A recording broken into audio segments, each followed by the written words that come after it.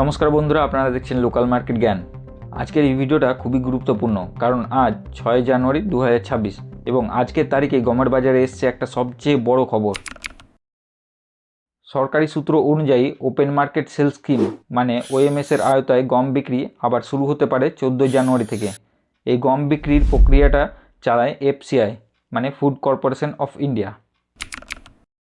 বন্ধুরা, ডিসেম্বর মাসে ওএমএস এর আওতায় এই গম নিলামের প্রক্রিয়া সাময়িকভাবে বন্ধ ছিল, কিন্তু এখন কেন্দ্রীয় ভাণ্ডারে গমের স্টক ভালো পরিমাণে আছে আর মার্চ এপ্রিল থেকে নতুন ফসল আসতে শুরু করবে। খবরে বলা হচ্ছে গত সপ্তাহে দিল্লির বাজারে গমের দাম উঠেছিল প্রায় 2930 থেকে 2950 টাকা প্রতি কুইন্টাল, আর আমাদের এখানে মানে পশ্চিমবঙ্গে প্রায় দাম উঠেছিল 2850 থেকে 3000 টাকা প্রতি কুইন্টাল।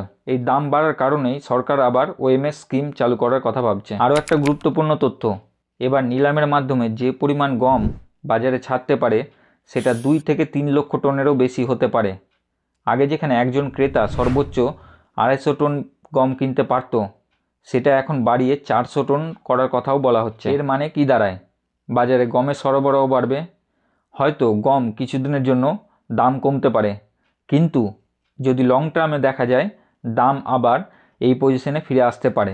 এর প্রভাব ময়দা বা আটার বাজারেও পড়তে পারে, কারণ নিলামে যদি গমের দাম কম রাখা হয় তাহলে লোকাল গমের দামও কমে যাবে। আবার যদি নিলামে দাম ধীরে ধীরে বাড়াতে থাকে তাহলে লোকাল গমের দামও ধীরে ধীরে বাড়তে থাকবে। তাই একটা দাম বাড়ার সম্ভাবনা থেকেই যাচ্ছে। তবে একটা কথা মনে রাখবেন, এটা এখন সম্ভাবনা, চূড়ান্ত সিদ্ধান্ত নিলামের সময়ই বোঝা যাবে। ভিডিওটা ভালো লাগলে অবশ্যই লাইক করবে, কমেন্টে আপনার এলাকার গমের দাম লিখুন, আর লোকাল মার্কেট জ্ঞান চ্যানেলটাকে সাবস্ক্রাইব করে দিন। ধন্যবাদ। আবার দেখা হবে কোনো নতুন আপডেট নিয়ে।